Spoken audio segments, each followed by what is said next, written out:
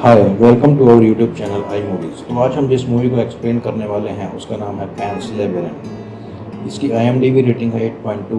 इसका releasing year है 2006। इसको बनाने में खर्चा हुआ था $19 मिलियन का और इसने कमाए थे $83 मिलियन। इसकी मेन कास्ट है इवाना बकैरो, जिन्होंने इस फिल्म में ओफेलिया की भूमिका निभाई है। ये मूल रूप से एक स्पेनिश एक्टर हैं और इस फिल्म का निर्माण भी मूल रूप से स्पेनिश भाषा में ही हुआ था। पैंस लेबिरिंथ एक डार्क फैंटेसी फिल्म है। ये कहानी एक राजकुमारी की है जिसका राज्य धरती से नीचे पाताल लोक में था, लेकिन वो राजकुमारी हमेशा से ही धरती पर आना चाहती थी ताकि वो सूरज की धूप, पेड़ों और बारिश का आनंद ले सके। और एक दिन वो नीचे से निकलकर, पाताल लोक से निकलकर धरती पर आ भी जाती है, लेकिन धरती पर आते ही उसकी सारी याददाश्त चली जाती है। लेकिन राजकुमारी के पिता को पूरा भरोसा है कि एक दिन वो राजकुमारी फिर से जन्म लेगी, कहीं और, किसी और काल में। मूवी की शुरुआत में हम देखते हैं कि एक लड़की की नाक से खून बह रहा है और धीरे धीरे वो खून वापस उसकी नाक में जाना शुरू कर देता है।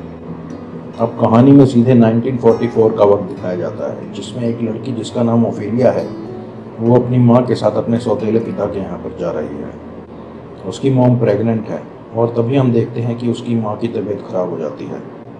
वो दोनों गाड़ी से नीचे उतरते हैं और तभी ओफेलिया देखती है कि सामने एक पत्थर की मूर्ति है जिसकी एक आंख गायब है। तभी उसे नीचे एक पत्थर का टुकड़ा पड़ा हुआ दिखता है। दरअसल ये पत्थर का टुकड़ा ही इस मूर्ति की आंख था।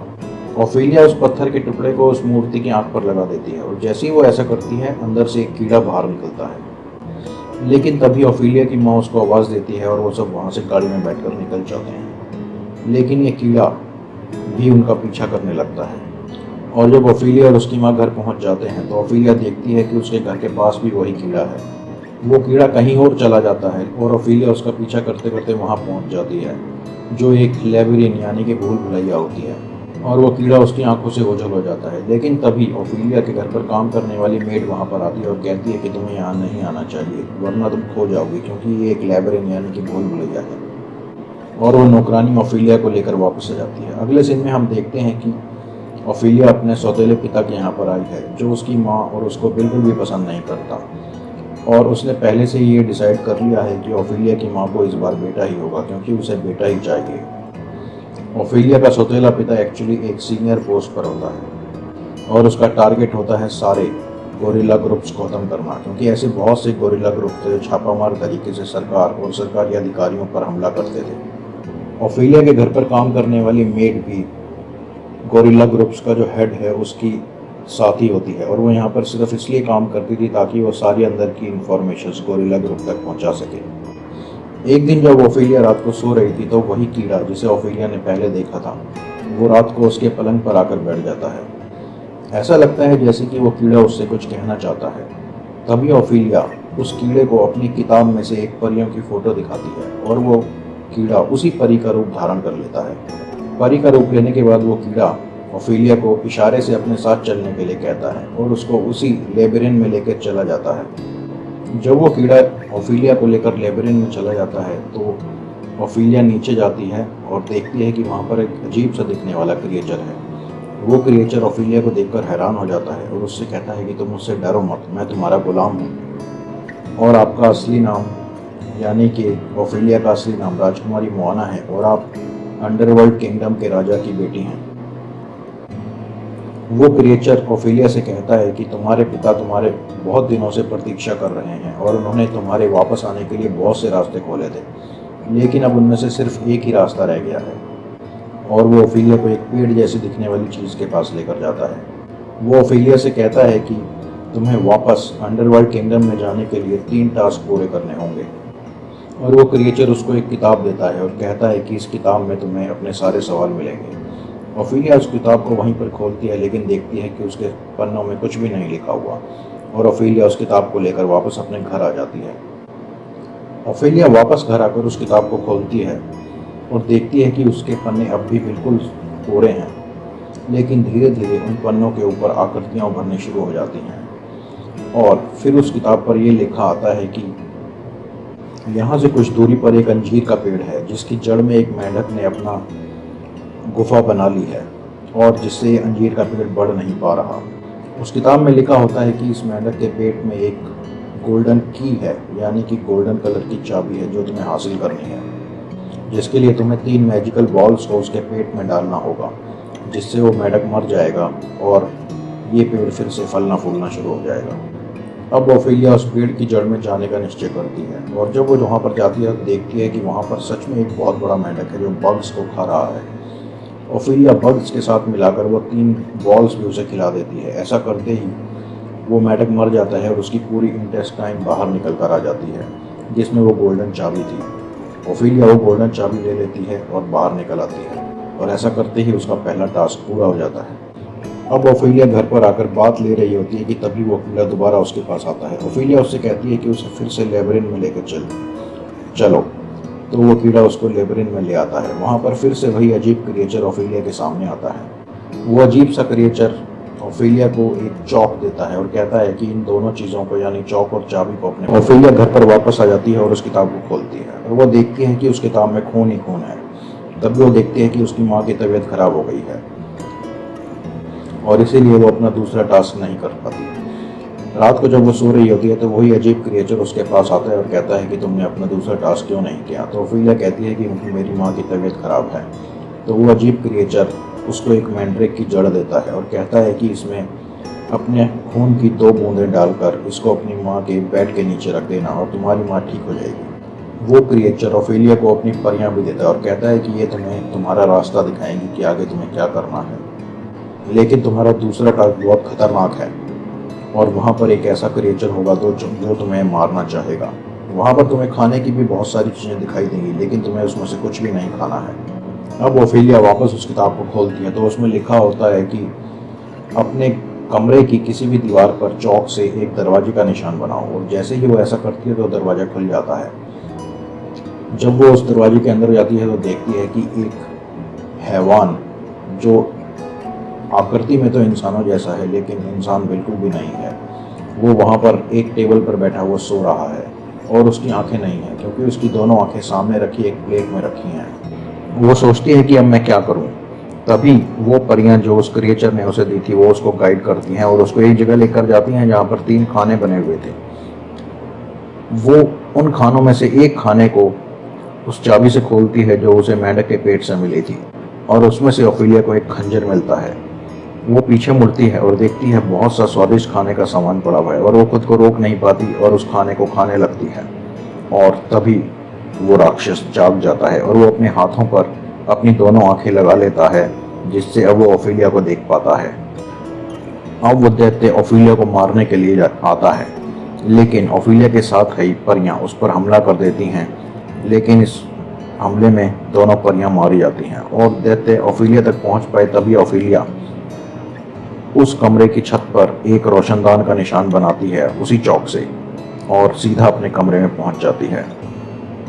इस तरह से ओफेलिया अपना दूसरा टास्क भी पूरा कर लेती है, और अब वो उस क्रिएचर ने जो जड़ उसको दी थी, उस जड़ में दूध मिलाकर अपने खून की 2 बूंदें मिलाकर अपनी माँ के बेड के नीचे रख देती है, और धीरे धीरे उसकी माँ कुछ दिनों में ठीक हो जाती है। नेक्स्ट सीन में हमें ओफेलिया के पिता को दिखाते हैं, जो कि उसका सौतेला पिता है और किसी भी कीमत पर बागियों और गोरिल्लाओं को मारना चाहता है, और इसके लिए वो उनकी फूड सप्लाई रोक देता है। लेकिन बागी और गोरिल्ला योद्धा उस कमरे से जहाँ पर वो फूड सप्लाई और मेडिकल सप्लाई रखी होती है उसे चुरा लेते हैं, और इससे ओफेलिया के सौतेले पिता को यह अंदेशा हो जाता है कि हम में से कोई उन गोरिल्ला योद्धाओं और बागियों के साथ मिला हुआ है, और उसे पूरा शक अपने घर की मेड पर होता है। नेक्स्ट सीन में हम देखते हैं कि वही क्रिएचर फिर से ओफेलिया के पास आता है और कहता है कि तुमने मेरी बात नहीं मानी और वहाँ पर पड़ा खाना खाया, इसलिए मैं तुम्हें तीसरा टास्क नहीं दूंगा, क्योंकि इस वजह से मेरी 2 परियों की भी मौत हो गई। नेक्स्ट सीन में हम देखते हैं कि ओफेलिया का सौतेला पिता ओफेलिया की माँ के कमरे में आया है और वो कुछ ढूंढ रहा है, यानी वो ये ढूंढ रहा है कि उस कमरे की दूसरी चाबी जो मैंने घर में रखी थी, जिसमें मेडिकल सप्लाईज रखी हुई थी, उसकी दूसरी चाबी कहीं ओफेलिया की माँ के पास तो नहीं है जो इसने गोरिल्ला योद्धाओं को दे दी। लेकिन तभी वो देखता है कि ओफेलिया की माँ के बेड के नीचे वही जड़ रखी हुई है। वो ओफेलिया की माँ से कहता है कि ये क्या है। तब ओफेलिया वहाँ पर आती है और अपनी माँ को सब कुछ सच सच बता देती है। ओफिलिया की माँ कहती है कि तुम्हें इस तरह की परियों की कहानियों पर यकीन नहीं करना चाहिए, और वो उस जड़ को आग में जला देती है। ऐसा करते ही ओफिलिया की माँ के पेट में दर्द होना शुरू हो जाता है और उनकी डिलीवरी हो जाती है। लेकिन ऐसा करते हुए ओफिलिया की माँ की डेथ हो जाती है।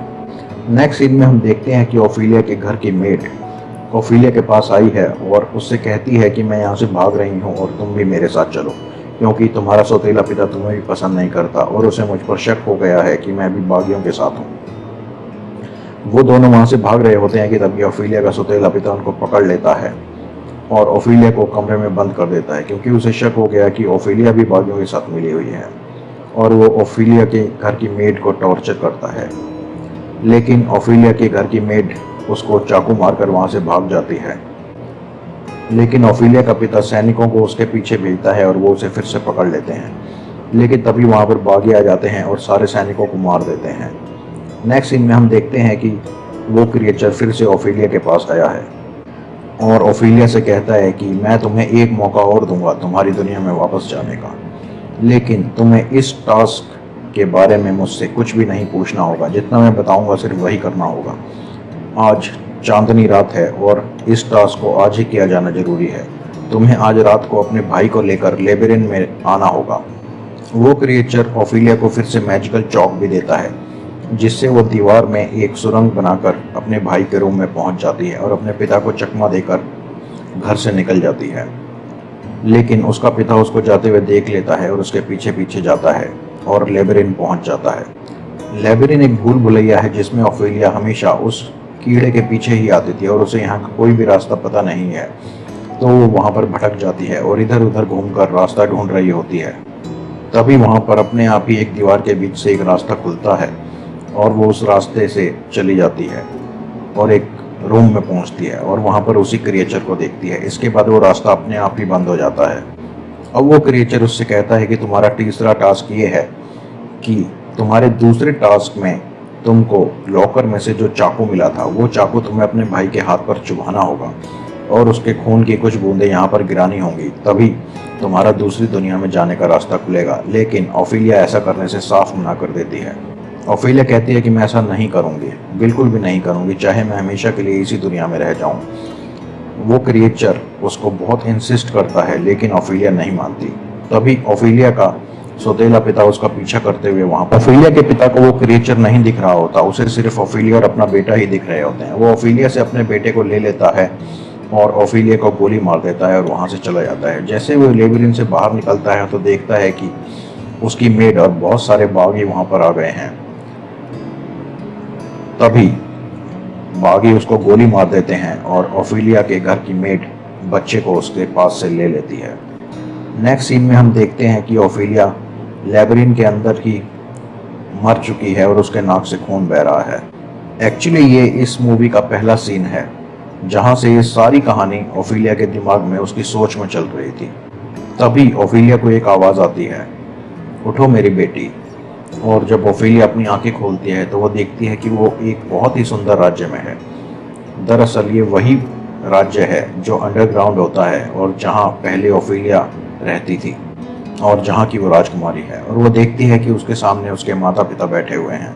उसके पिता उसे वापस देकर बहुत खुश हैं और उससे कहते हैं कि तुमने एक मासूम का खून नहीं बहाया, चाहे इसके बदले तुम्हारी जान चली गई, और दरअसल यही तुम्हारा तीसरा टास्क था। हम ये देखना चाहते थे कि तुम्हारे अंदर अब भी पहली ऐसी दया और अच्छाइयाँ जिंदा हैं कि नहीं। अगर तुम ये टास्क पूरा कर देती और अपने भाई का खून निकाल देती तो तुम कभी भी यहाँ पर वापस नहीं आ पाते। अब ओफिलिया की सारी याददाश्त वापस आ जाती है। वहीं हम देखते हैं कि दूसरी दुनिया यानी कि पृथ्वी पर ओफिलिया के घर की मेड लेबिरिन में पहुंच गई है और ओफिलिया की लाश के ऊपर बैठकर यानी कि लाश के पास बैठकर रो रही है। लेकिन वो ये नहीं जानती कि ओफिलिया को आज मुक्ति मिल गई है और वो वहीं पर वापस पहुंच गई है जहाँ के लिए वो बनी है, जहाँ की वो राजकुमारी थी, जहाँ पर सालों से उसके पिता उसका इंतजार कर रहे थे। और यहीं पर ये मूवी खत्म हो जाती है। पैंस लेबिरिन एक बहुत ही शानदार मूवी है जिसको best cinematography, best art direction और बेस्ट मेकअप के लिए एकेडमी अवार्ड भी मिला था।